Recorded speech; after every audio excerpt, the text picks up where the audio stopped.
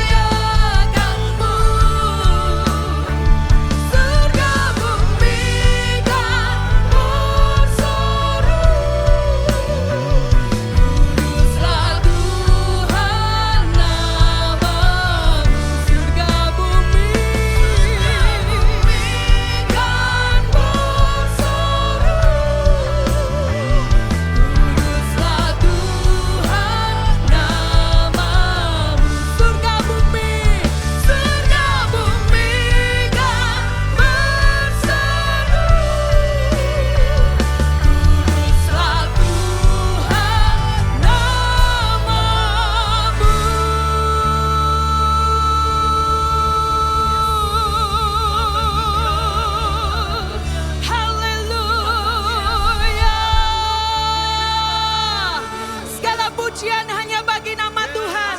Dan kami mau bersorak bagi Engkau lebih lagi, Yesus Kristus, Juru Selamat kami yang hidup.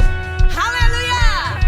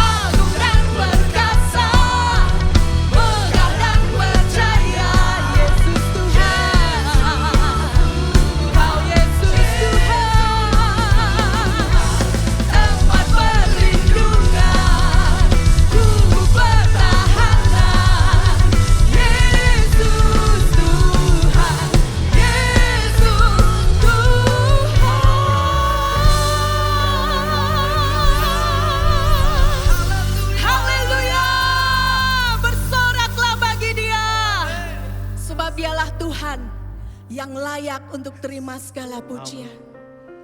Kau sungguh baik dan sungguh indah Tuhan. Mulialah namamu di atas segalanya.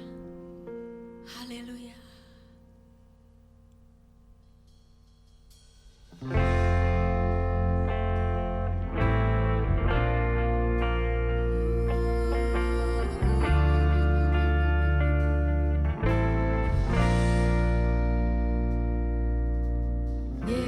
Yesus, kau sungguh baik.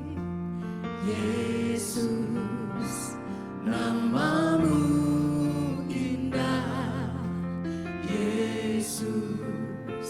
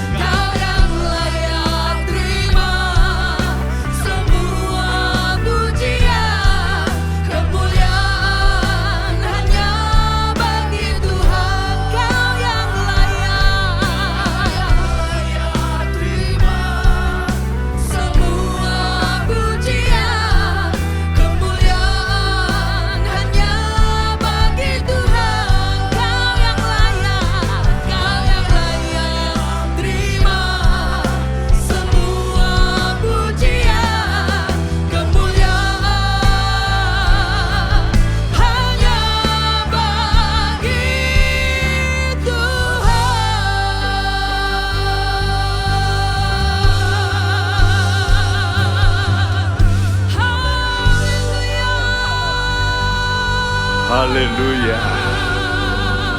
Haleluya Tuhan.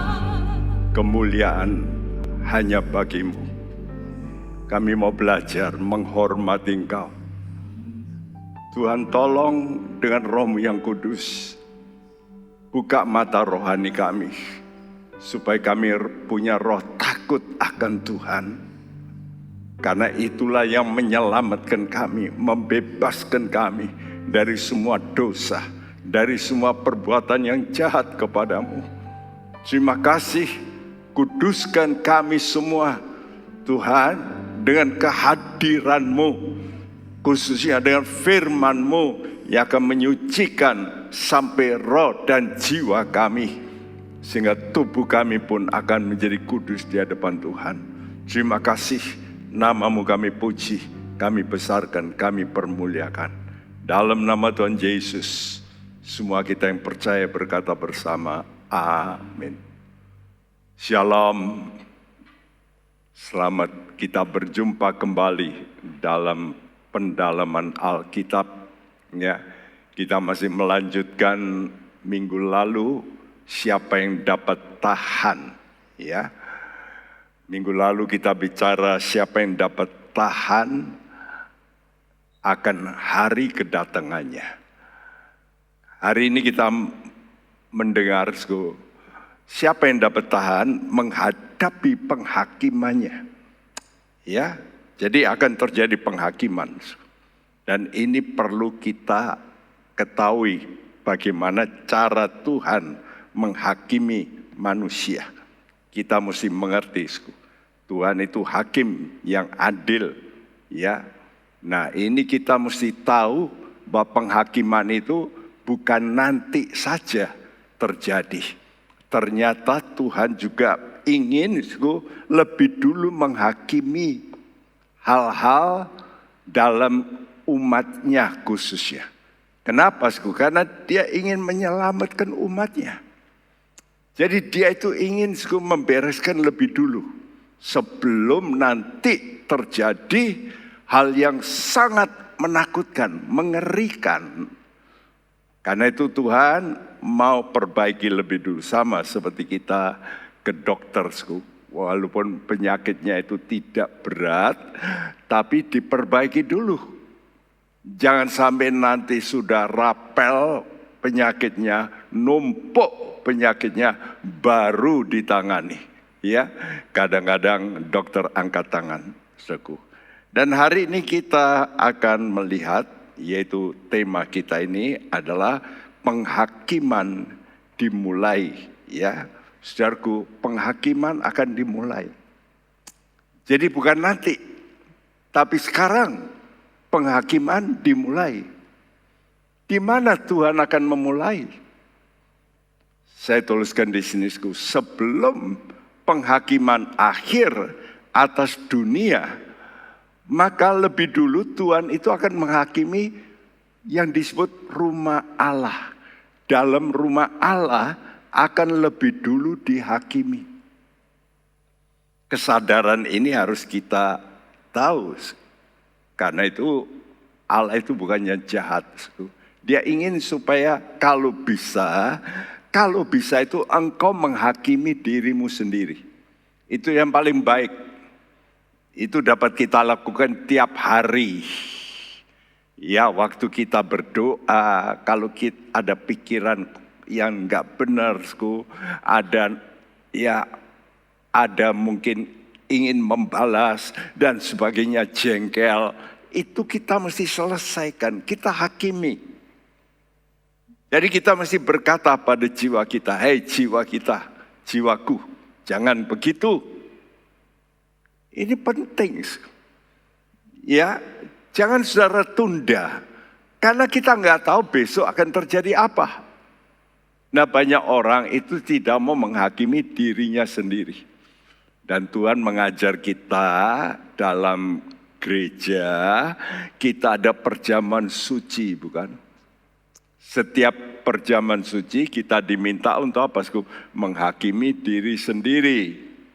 Ya, supaya diingatkan lagi. Ya.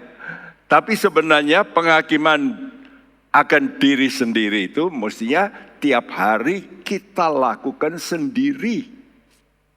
Khususnya, saya katakan khususnya bagi para pemimpin. Nanti kita terangkan mengapa. Ya, karena itu saya beri gambar di sini, firman Tuhan itu pedang roh. Jadi roh kita itu harus terus ya dibersihkan. Hati kita ini mesti terus dibersihkan melalui spirit kita lebih dulu. Dan firman Tuhan itu adalah roh.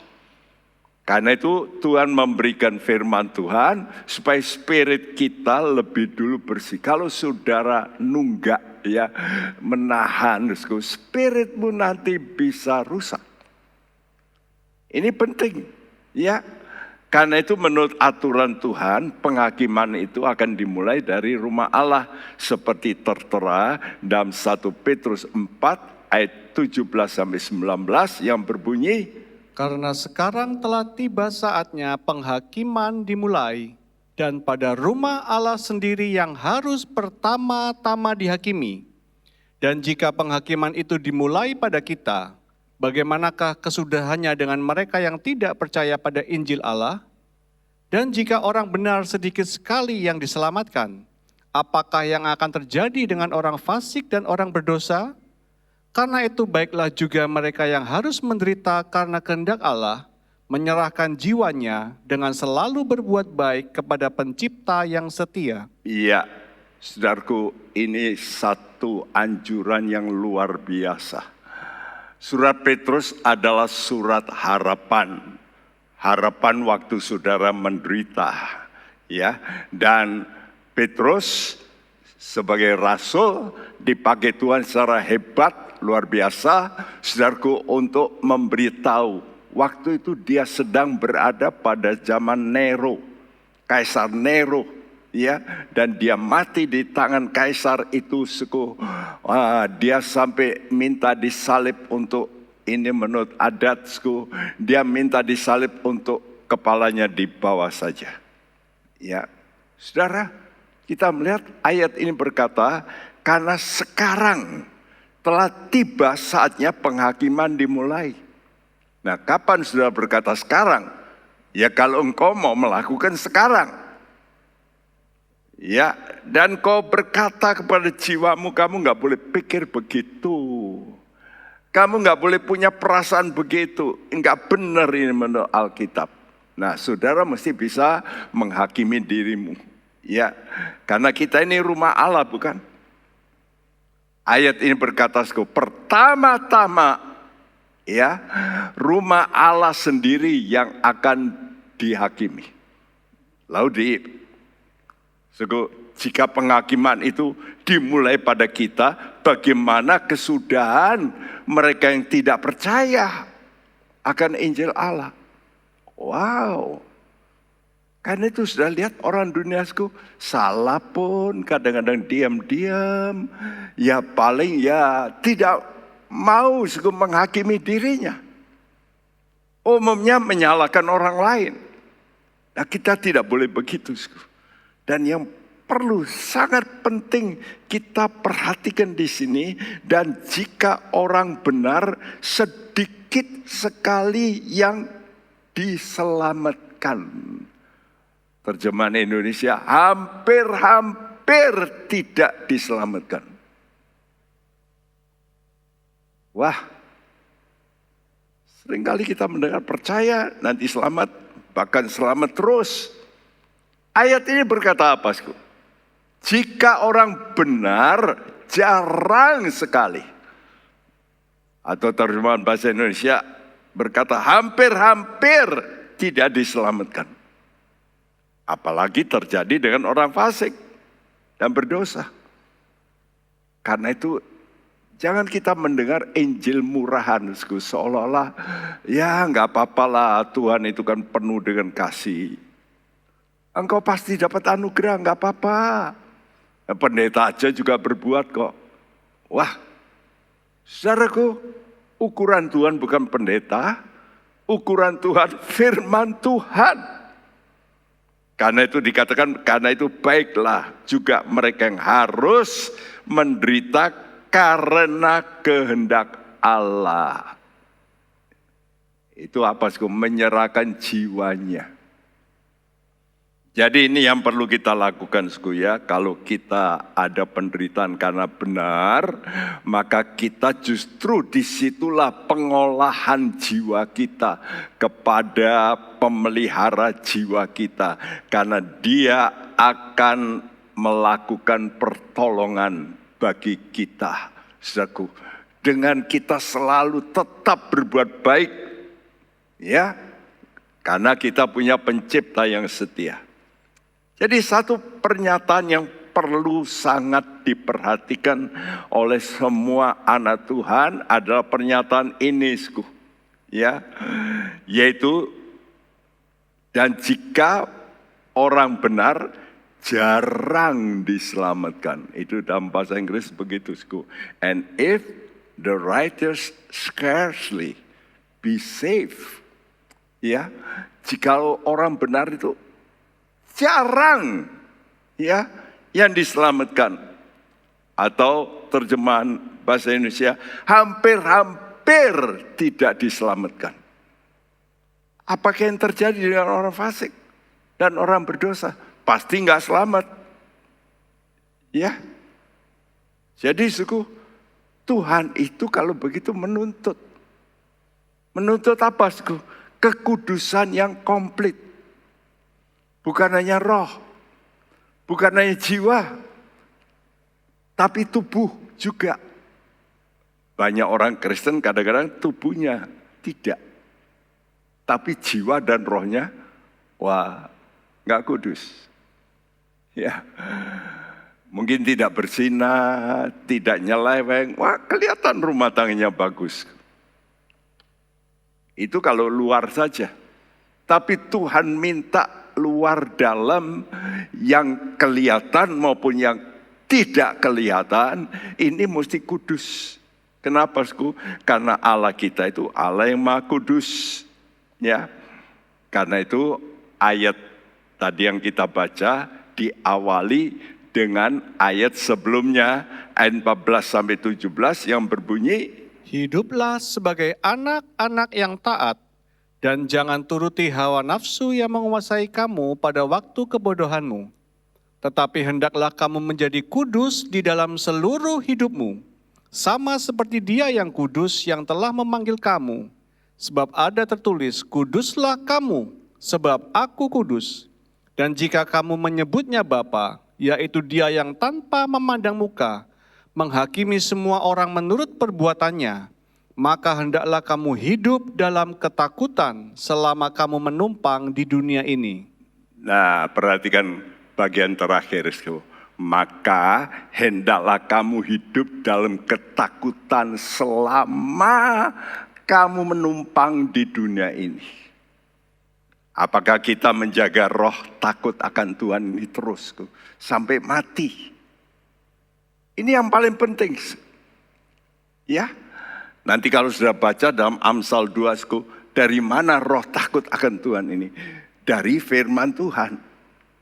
Ya, kalau saudara betul-betul lekat dengan firman yang Tuhan selalu bicara, timbul roh takut akan Tuhan. Dan itulah orang yang kenal Tuhan. Karena itu dikatakan hiduplah sebagai anak-anak yang taat. Banyak orang tekankan soal percaya saja, tapi tidak menekankan soal ketaatan. Percaya tanpa ketaatan itu sama dengan setan. Setan adalah makhluk yang percaya, tapi tidak taat. Ya, percaya Allah ada, setan percaya, tapi mereka tidak taat. Nah, karena itu jangan sampai kita ini mengikuti hawa nafsu kita.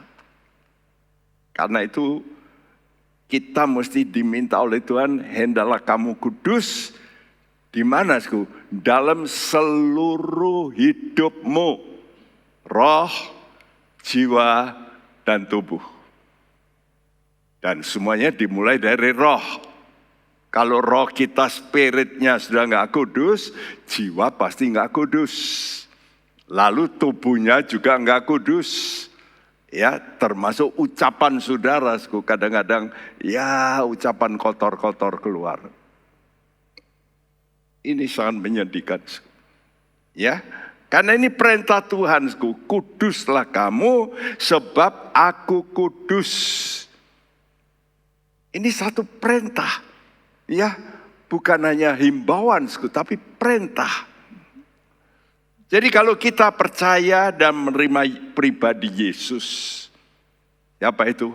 Allah yang menjadi manusia. Maka Roh Kudus itu akan menguduskan kita. Jadi apa yang tidak bisa kita lakukan, itulah membersihkan roh kita. Dari mana roh kita ini bisa bersih? Waktu kita mulai percaya kepada Yesus, Dia Allah menjadi manusia. Maka roh kita ini mulai dikuduskan sehingga kita bersekutu dengan Tuhan.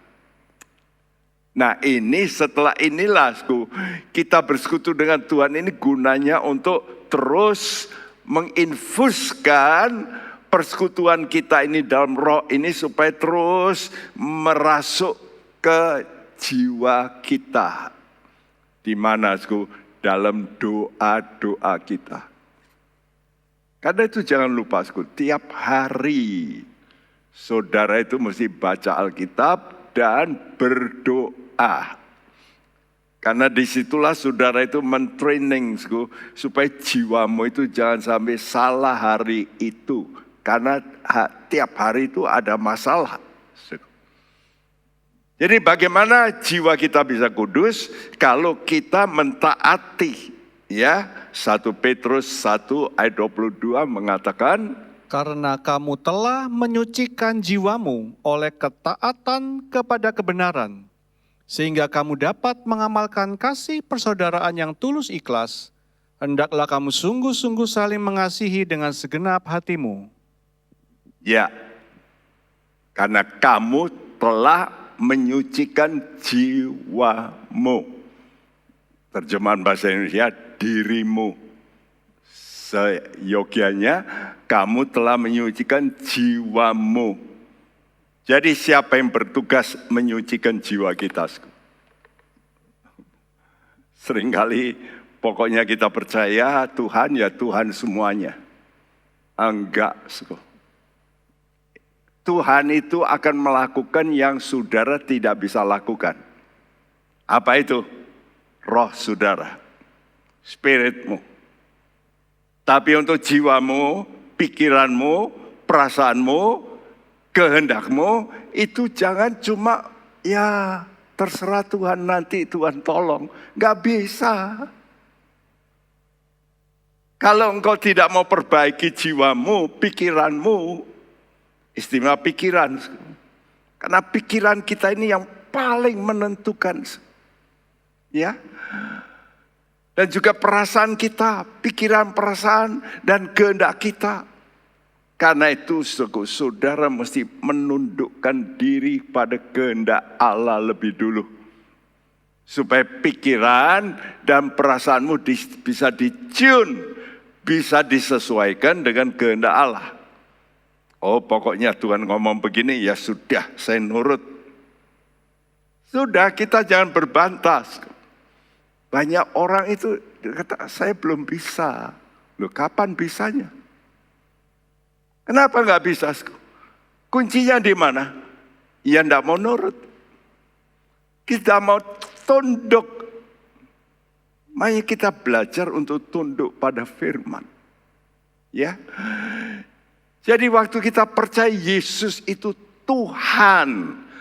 Tuhan. Kita mesti tunduk sepenuh. Ya. Ini penting sekali. Mari kita belajar ini. Ya.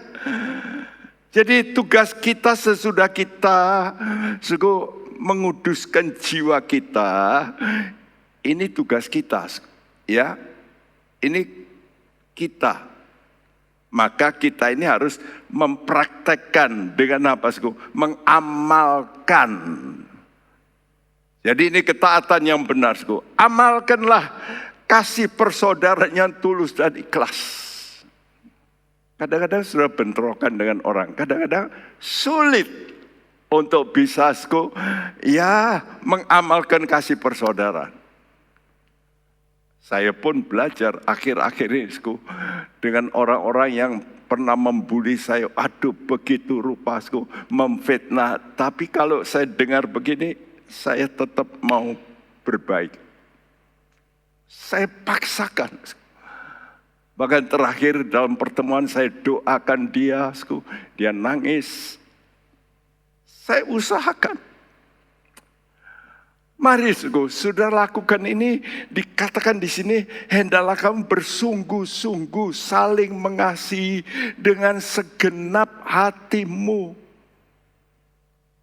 Karena ukuran Tuhan itu bukan jabatan kita, lamanya, ya bagaimana kita ikut Tuhan, tapi apa? Kasih. Apakah kita sudah mengasihi saudara seiman kita? Nah, saat kita harus mentaati firman itulah, jiwa kita itu mulai menolak. Orang gitu kok saya mesti mengasihi. Enggak. Nanti saya nggak bisa. Saudara, ini namanya sudah tidak rela menderita. Ya, oleh karena itu, dikatakan sedikit orang yang rela menderita jiwanya. Perhatikan, penderitaan itu bukan hanya penderitaan ya kekurangan makan, tapi jiwa kita ini loh. Perasaan kita diiris-iris, pikiran kita dipotong. Ya, sama suami istri lah. Kalau mau kumpul, kadang-kadang kita mesti, ya sudahlah, saya mesti ngalah. Saya harus berdarah untuk pernikahan. Karena itu tadi pagi saya baca, Sipora berkata pada Musa, engkau pengantin darah. Karena itu kalau kita ikut Yesus, kita mau jadi pengantinnya Yesus, kita pun harus menjadi pengantin darah. Yesus itu pengantin darah bagi kita. Artinya dia minta darah kita. Artinya jiwa kita. Mau nurut enggak? Karena itu, saudara baca di sini, coba dibacakan ayat ini. Dan jika orang benar sedikit sekali yang diselamatkan, apakah yang akan terjadi dengan orang fasik dan orang berdosa? Karena itu, baiklah juga mereka yang harus menderita karena kehendak Allah, menyerahkan jiwanya dengan selalu berbuat baik kepada Pencipta yang setia. Ya, jadi kalau sudah menderita jiwamu ini kan menderita. Sekarang bagaimana? Kalau saudara tubuhmu sakit, saudara bawa kemana? Saudara serahkan kemana? Ke dokter. Karena dokter itu yang bisa memulihkan tubuh kita. Nah, kalau jiwa kita menderita, kita serahkan kemana? Kepada pemelihara jiwa kita, Yesus. Disitulah, saudaraku, kalau sudah berdoa, saudara bisa nangis, Tuhan, saya begini, Tuhan. Ya, hati saya luka, Tuhan. Tolonglah, Tuhan. Bersihkan saya. Hiburkan saya. Kuatkan saya, supaya saya mampu melakukan firman-Mu. Firman-Mu berat, tapi aku percaya Engkau sanggup bisa menolong saya. Nah, kalau orang punya ketetapan begitu, dia nanti akan punya kehidupan yang seperti Tuhan katakan, Tuhan janjikan. Dalam 1 Petrus 4 ayat 13 dan 14. Bersukacitalah sesuai dengan bagian yang kamu dapat dalam penderitaan Kristus, supaya kamu juga boleh bergembira dan bersukacita pada waktu Ia menyatakan kemuliaannya. Berbahagialah kamu, jika kamu dinista karena nama Kristus, sebab roh kemuliaan, yaitu roh Allah, ada padamu. Aneh, suku. Tuhan memberikan janji bagi orang yang mau menderita jiwanya loh ya. Banyak orang itu mau menderita tubuhnya. Ya, hamba Tuhan kadang-kadang kekurangan makan, oke lah. Tapi waktu jiwanya menderita, wow, nggak bisa terima. Ya, saudaraku, sebenarnya kita kalau mau ikut Yesus, penderitaan kita bukan hanya tubuh, tapi juga jiwa kita. Ya.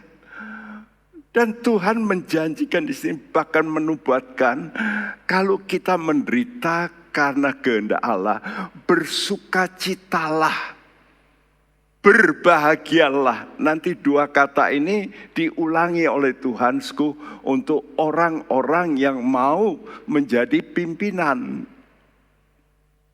Ya, lebih dulu supaya bisa menularkan kepada anak buahnya.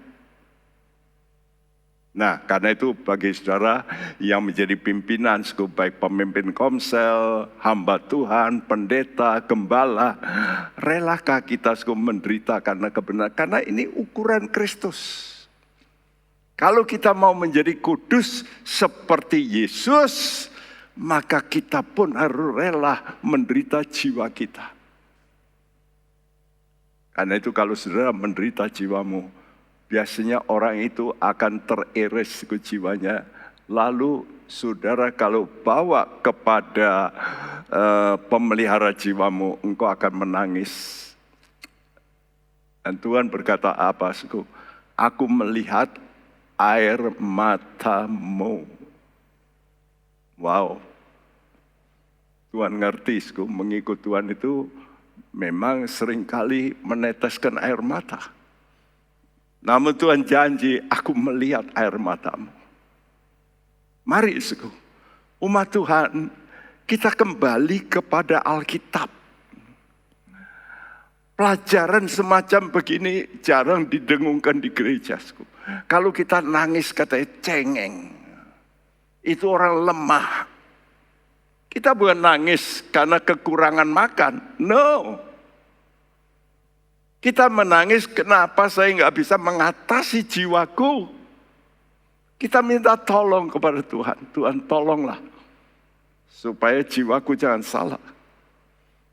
Karena itu subtema ini saya berikan pada saudara. Tanggung jawab pemimpin. Kenapa saya menemukan gambar ini. Sebab pemimpin itu memberikan dampak besar bagi orang-orang yang dipimpinnya. Dan dampak itu bisa positif, bisa negatif. Karena itu waktu perang, orang-orang kalau perang, kalau bisa itu membunuh siapa? Bukan rakyat, tapi pemimpinnya. Karena itu waktu Daud sudah tua, dia ingin masuk dalam medan perang, maka lingkaran pertama jenderal-jenderalnya berkata, jangan Tuan. Tuan lebih berharga dari 10.000 rakyat. Ya, kalau 10.000 rakyat mati, mereka itu masih belum bisa menang. Tapi kalau Tuan yang mati, artinya kalah negara itu. Karena itu kita mesti mengerti tanggung jawab yang besar dari pemimpin. Nah, pemimpin dalam rumah Allah siapa? Tentunya pendeta.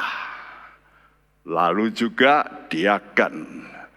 Lalu juga aktivis. Itu para pemimpin, para leader sel. Ya, itu pemimpin.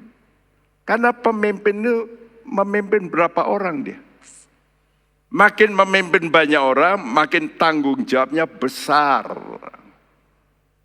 Karena itu Maleakhi 3 ayat 3 ini berbunyi demikian.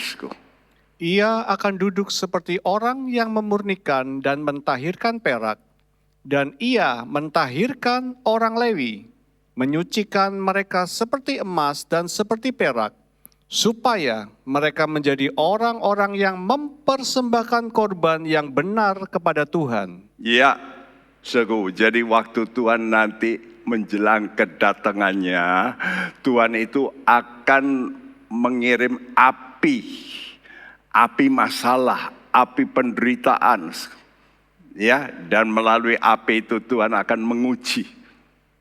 Ya, seperti orang memurnikan, dikatakan ya, perak, ya.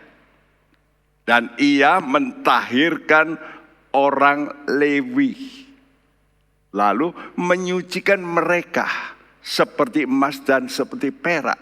Lewat apa, Lewat api. Jadi memang, kalau kita mau jadi pemimpin di gereja, saudara tidak akan luput namanya dari penderitaan jiwa.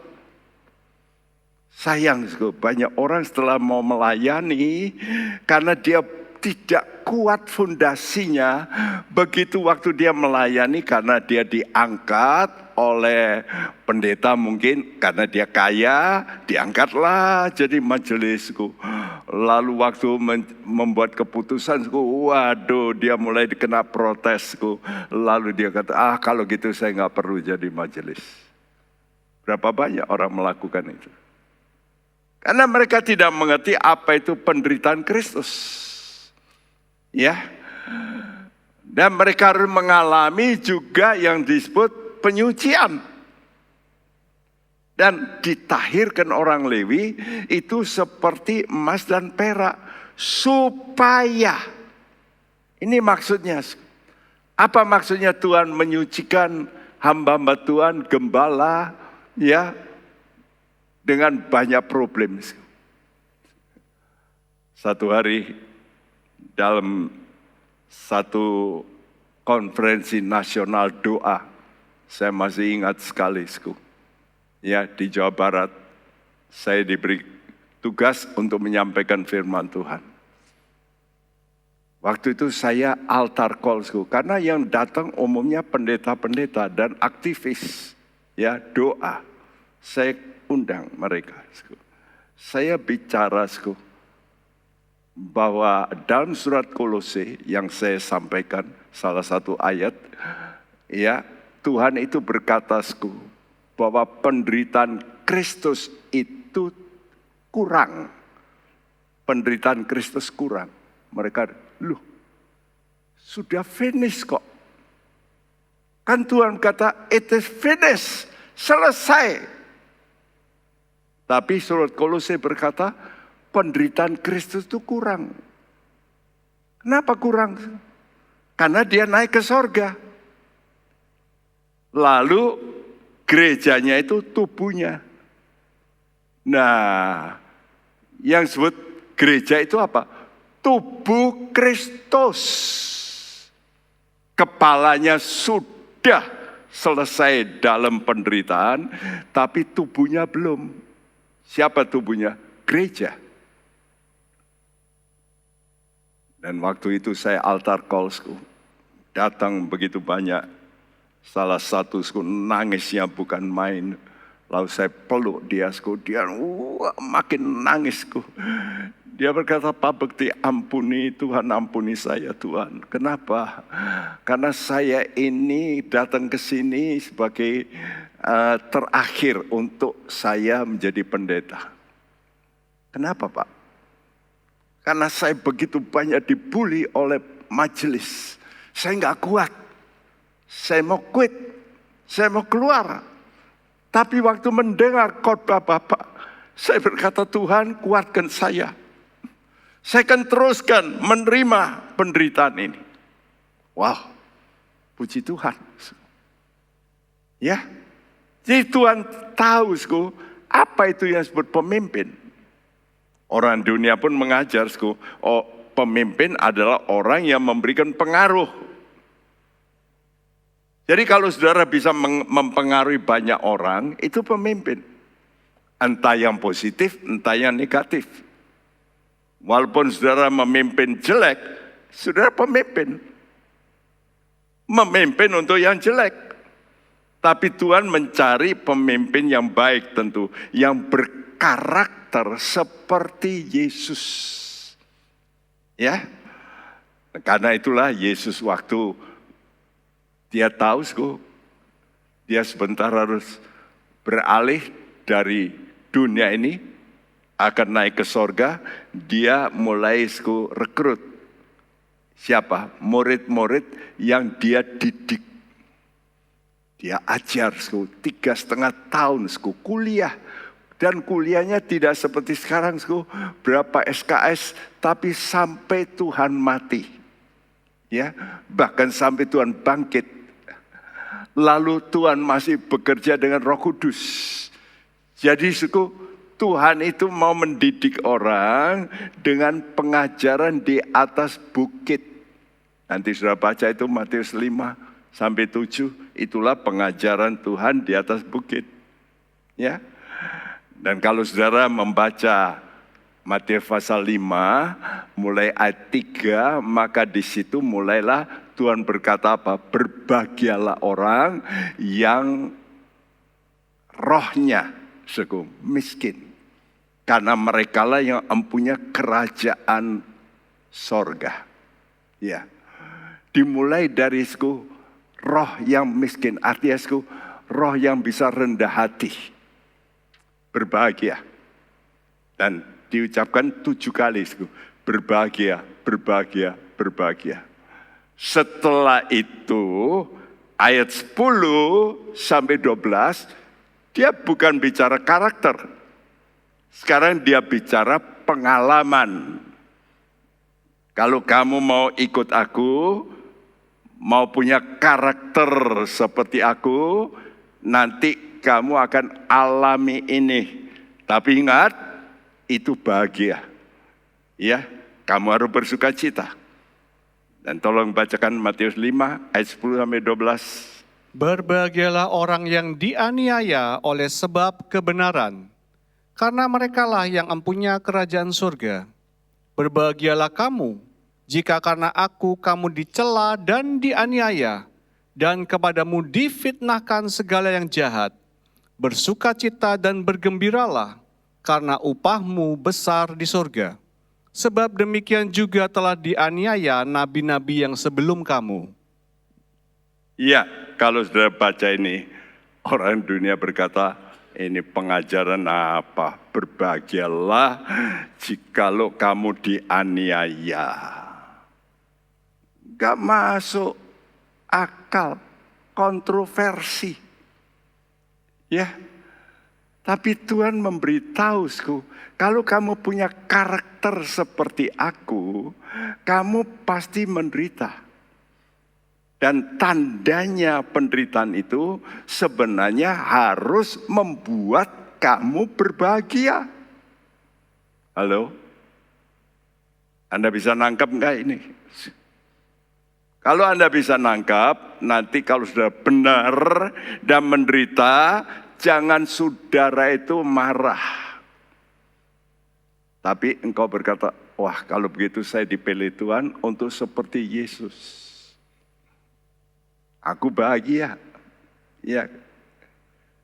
Dianiaya sebab benar. Kenapa?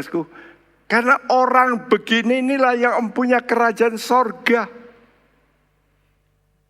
Karena itu waktu Tuhan ada ditanya muridnya, Guru, sedikitkah orang yang akan diselamatkan? Tuhan tidak jawab banyak atau sedikit. Apa jawaban Tuhan? Berjuanglah melalui pintu sempit. Karena banyak orang ingin masuk, tapi nggak bisa.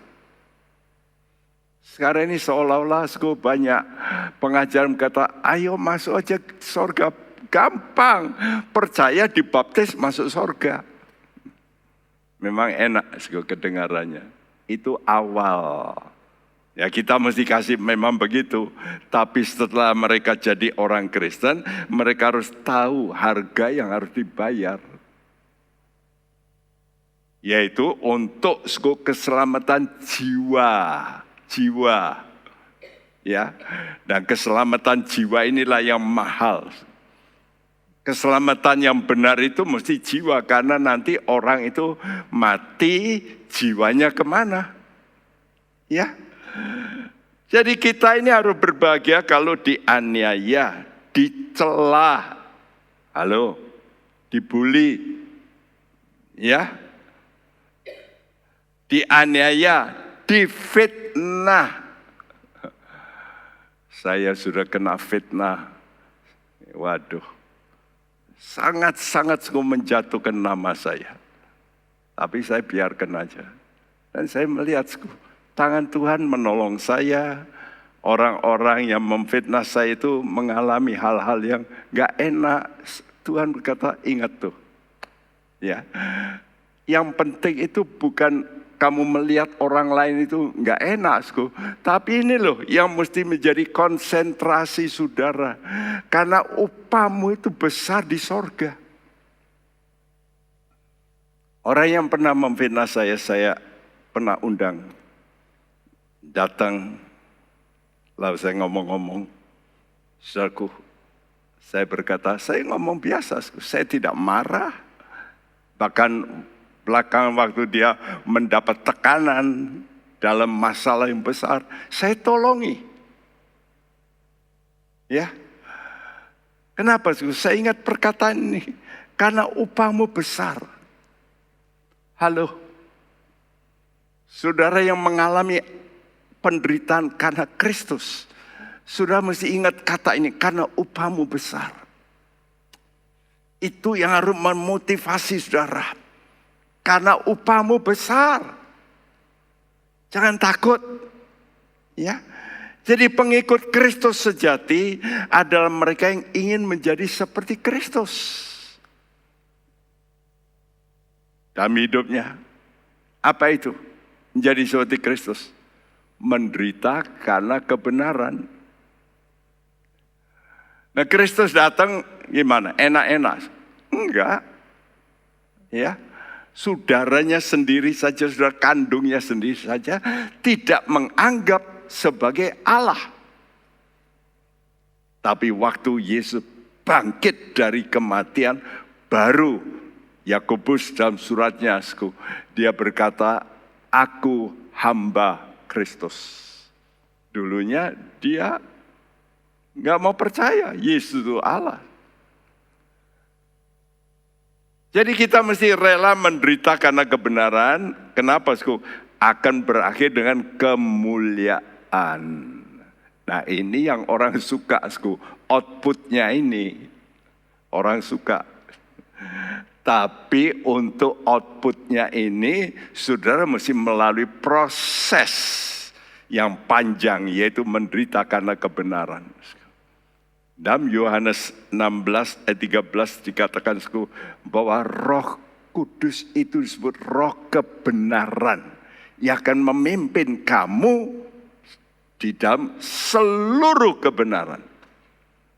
Jadi kalau begitu, apa artinya saudara itu mau hidup benar? Ikuti aja pimpinan Roh Kudus. Karena Roh Kudus itu roh kebenaran. Tapi 1 Petrus 4 ayat 14, Roh Kudus itu roh kemuliaan. Jadi kalau benar, nanti saudara itu akan mulia. Ya, karena itu karena tanggung jawab yang besar. Apa tanggung jawab yang besar? Memimpin umat menjadi seperti Kristus. Saudaraku, baik pimpinan Komsel dan sebagainya, coba mempunyai beban ini. Saya ingin menjadi seperti Kristus. Dan sudah ingin menularkan. Supaya orang lain juga mempunyai sifat seperti Kristus. Dan Tuhan mulai dengan orang Lewi. Karena orang Lewi ini yang memimpin umat dalam ibadah. Atau sekarang yang disebut pelayan Tuhan. Ya, secara khusus diproses dalam api pencobaan. Ya, kita ulangi lagi Maleakhi 3 ayat 3a.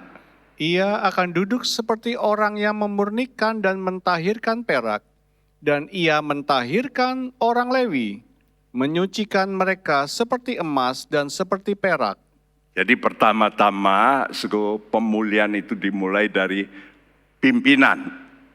Orang Lewi ditahirkan, menyucikan mereka seperti emas dan perak. Apa tujuan Tuhan?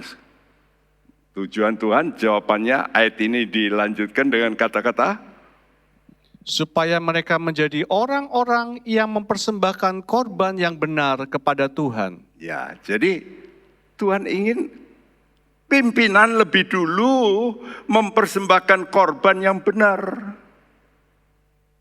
Jadi Tuhan tidak menuntut jemaat lebih dulu. Tapi hamba Tuhan, pendeta, ya, pengerja, diakan, mereka harus mempersembahkan korban yang benar lebih dulu. Ini penting.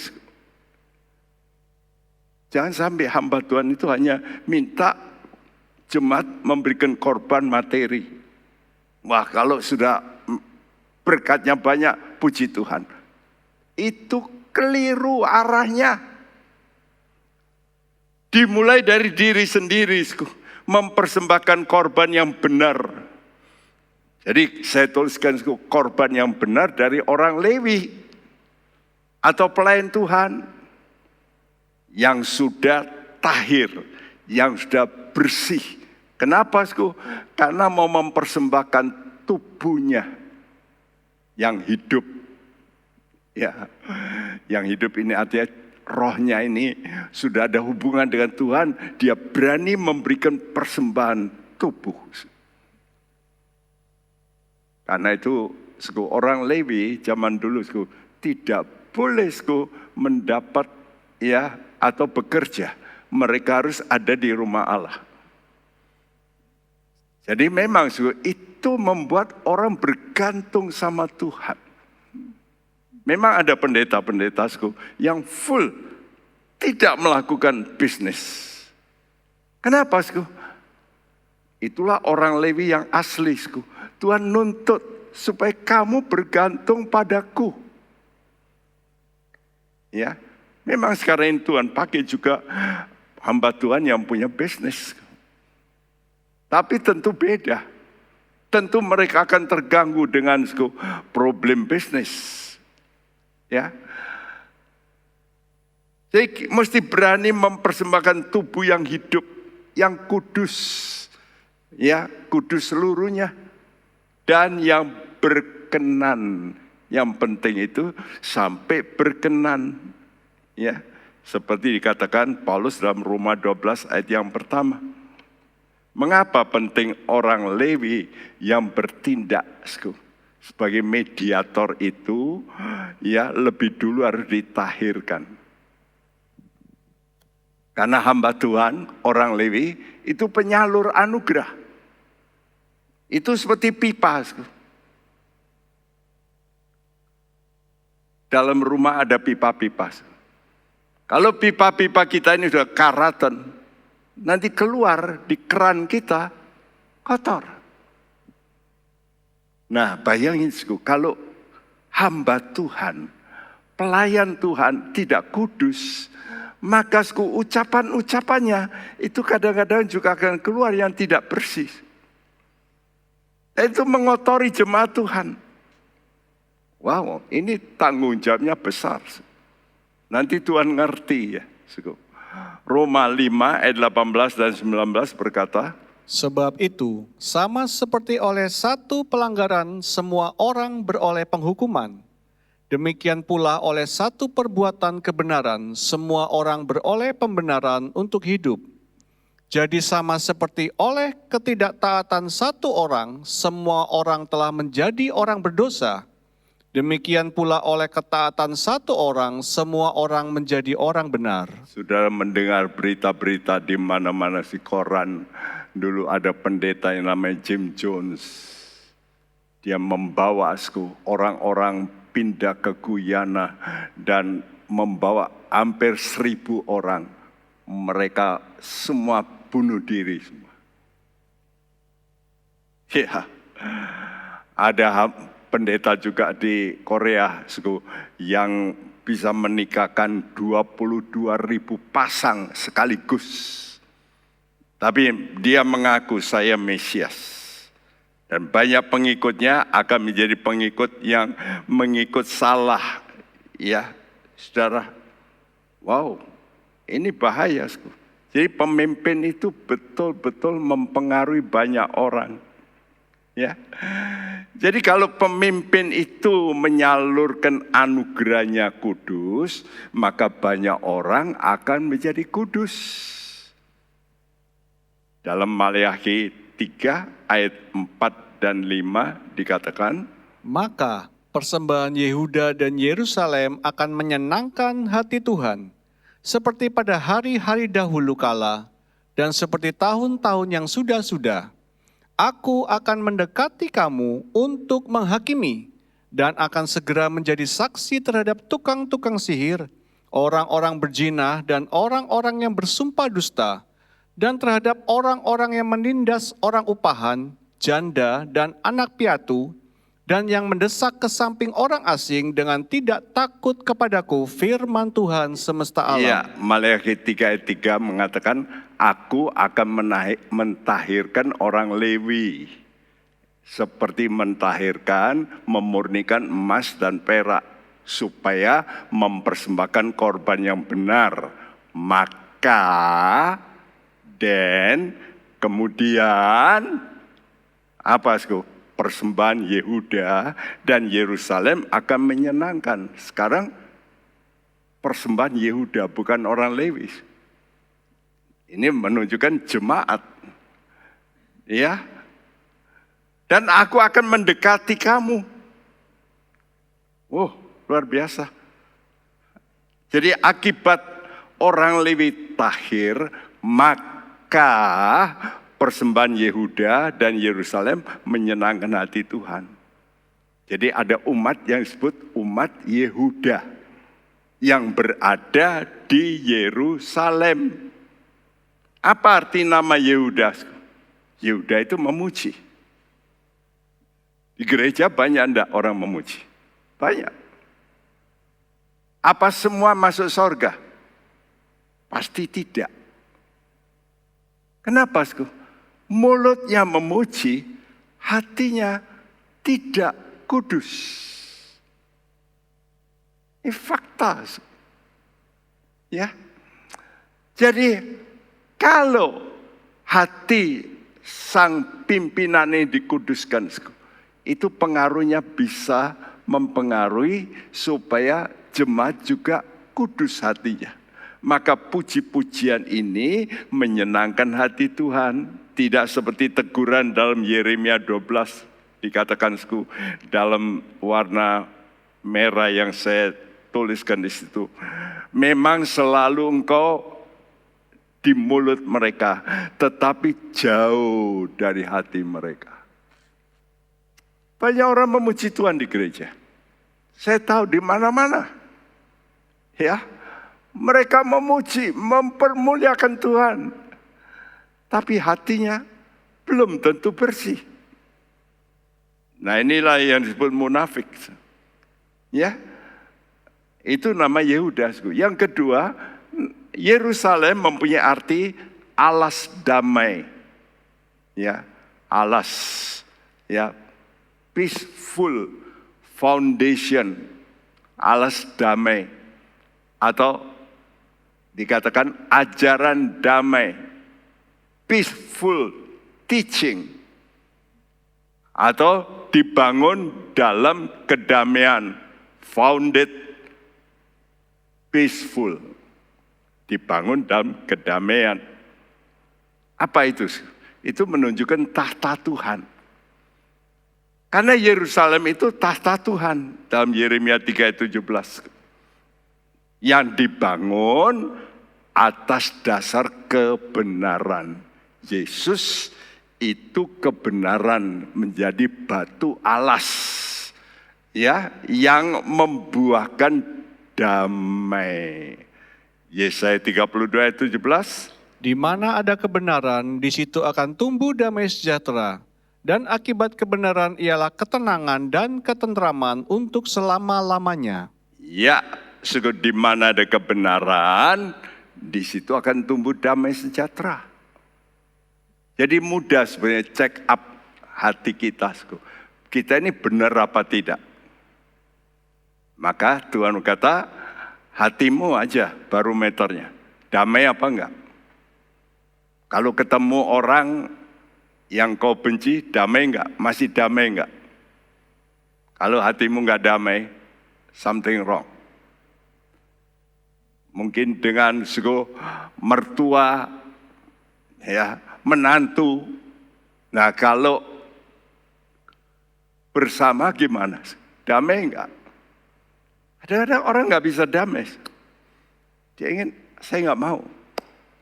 Saudaraku, hanya persembahan dari umat yang mau diperintah oleh Tuhan Yesus, Sang Raja kebenaran. Karena dia juga Raja damai yang dapat menyenangkan hati Allah. Ya. Dan kalau umatnya menerima Yesus sebagai Raja damai, Raja kebenaran, maka ayat selanjutnya berkata, Aku akan mendekati kamu untuk menghakimi. Ini nyatanya nanti orang Israel nanti akan berdamai dengan Tuhan, maka Tuhan akan datang. Karena itu Tuhan akan datang kedua kali ke bumi. Saat di mana? Saat orang Israel berdamai dengan Tuhan, menerima Yesus. Maka antikris dengan semua pengikutnya akan dihabisin oleh Tuhan. Di mana, yang dikenal dengan perang Armagedon. Sehingga berdirilah kerajaan Tuhan 1000 tahun di muka bumi. Ya. Dan setelah itu, setelah 1000 tahun diakhiri dengan pemberontakan lagi oleh iblis. Dan menyeret banyak orang. Maka Tuhan habisin iblis. Dan setelah itu akan berdiri kerajaan yang kekal selama-lamanya. Seperti gambar ini. Jadi kita mesti mempunyai pandangan akan kerajaan Tuhan di muka bumi. Saya tulis di sini, saat kita hidup now, akan tutup buku, tutup waktu, time limit habis. Tuhan datang dari sorga menghakimi bumi. Ya, lalu akan muncul kerajaan yang hijau itu 1000 tahun damai.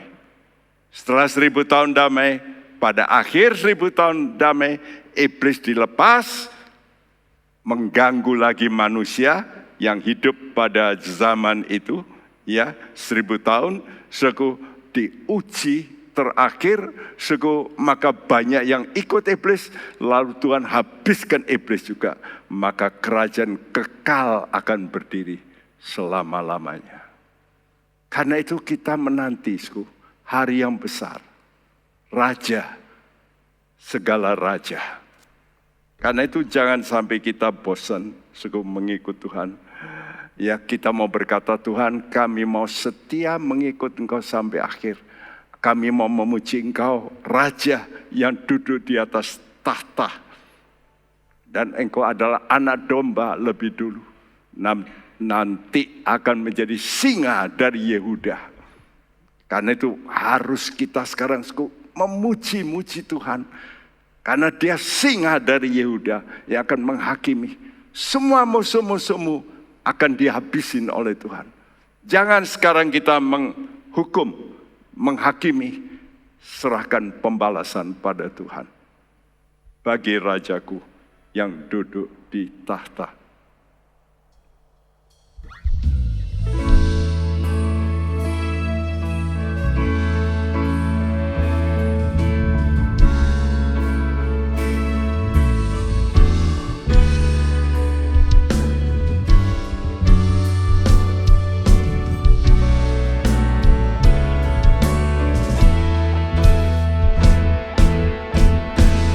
Bagi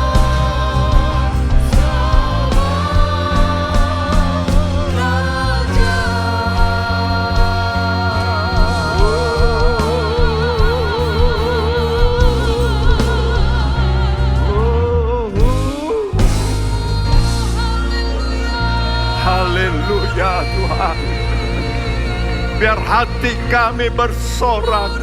Amin. Hati kami memuji Engkau. Amin. Engkau telah hiburkan kami. Khususnya rekan-rekan kami yang saat ini mengalami derita.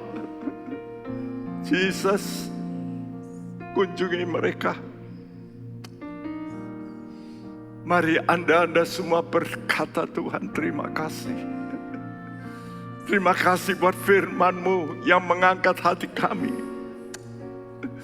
Kami sekarang tahu Tuhan kebenaran-Mu. Itu akan nyata satu hari. Hari yang penuh sukacita. Semua air mata kami akan dihapus ya Tuhan. Muliakan Tuhan. Bersyukur dari mulut-Mu. Kami mengerti firman-Mu, terima kasih. Haleluya, bagi Engkau ya Tuhan. Raja kami, Raja kami.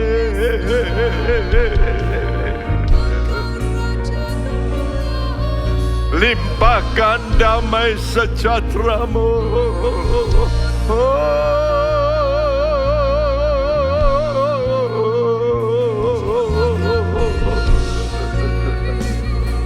Yes Lord, yes Tuhan, damai-Mu.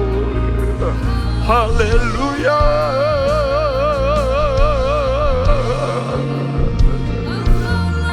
Haleluya.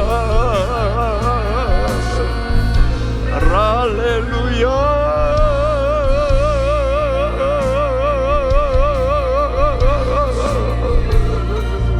Haleluya. Haleluya.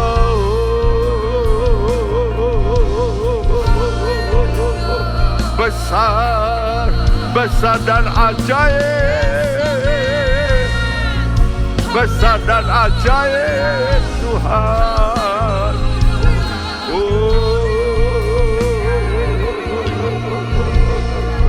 Haleluya. Teguhkan anak-anak-Mu, kuatkan anak-anak-Mu. Kami semuanya Tuhan, Kau kuatkan dengan firman-Mu. Firman-Mu adalah perjanjian yang ya dan amin adanya.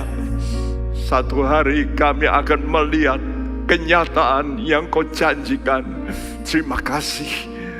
Kami berdoa bagi seluruh Tuhan hamba-hamba-Mu yang mungkin dalam penderitaan, yang mungkin dalam tekanan.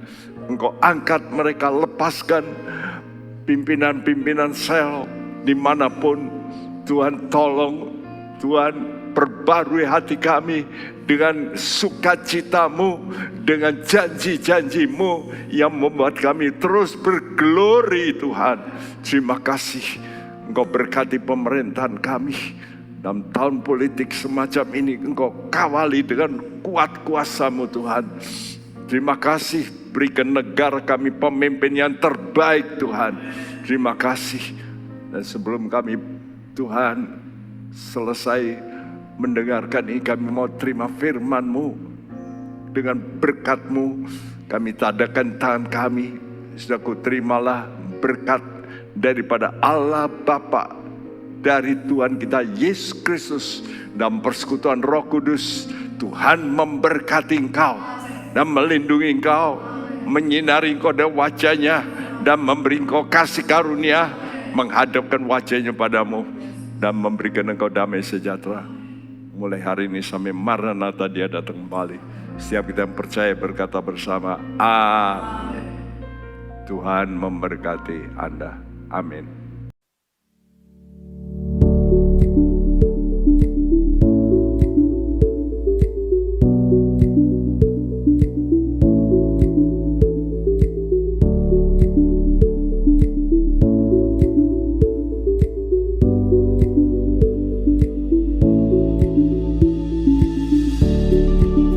Selamat datang di Sekolah Tinggi Teologi Kristus Alfa Omega Semarang. STTKAO didirikan oleh Pendeta Insinyur Timotius Subekti pada 29 Agustus 1991. Berlokasi di daerah perbukitan dan pengembangan Kota Semarang, BSB City. STTKAO mendedikasikan sebuah inovasi pada 5 program studi, yaitu Sarjana Teologi, Sarjana Pendidikan Agama Kristen, Sarjana Musik Gereja, Magister Teologi, Magister Pendidikan Agama Kristen. STTKAO menyediakan lingkungan belajar yang kondusif, nyaman, dan efektif untuk menciptakan lulusan hamba Tuhan yang terbaik, berintegritas dan berkarakter seperti Kristus yang tanggap terhadap tantangan perkembangan zaman. Dengan visi menjadi STT yang alkitabiah, bercirikan Pentakosta karismatik dan terdepan dalam pelayanan Kristiani di tingkat global. STTKAO berkomitmen membekali mahasiswa dengan teologia kontekstual dan aplikatif serta kemampuan-kemampuan pelayanan praktis untuk menjadi transformator di tempat pelayanan. STTKAO telah terakreditasi oleh BAN PT. STTKAO berkembang seiring perkembangan zaman dengan menggunakan teknologi untuk menjawab kebutuhan pendidikan saat ini. Sarana prasarana yang berkualitas mendukung komitmen kami untuk mencetak lulusan hamba Tuhan yang terbaik. Inilah Sekolah Tinggi Teologi untuk menggapai mimpi, harapan, serta panggilan Tuhan. Sekolah Tinggi Teologi Kristus Alfa Omega Semarang menjadi jawaban untuk masa depan pelayanan gereja. Mari bergabung bersama kami.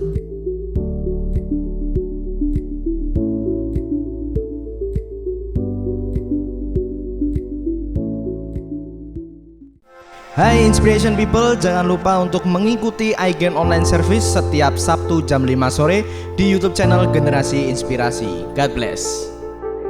Penyaluran kolekte maupun persembahan lainnya dapat dilakukan melalui transfer ke nomor rekening gereja dengan nomor 009 707 2071 atas nama Megawati dan Lee Irwande atau dengan scan QR Code berikut ini.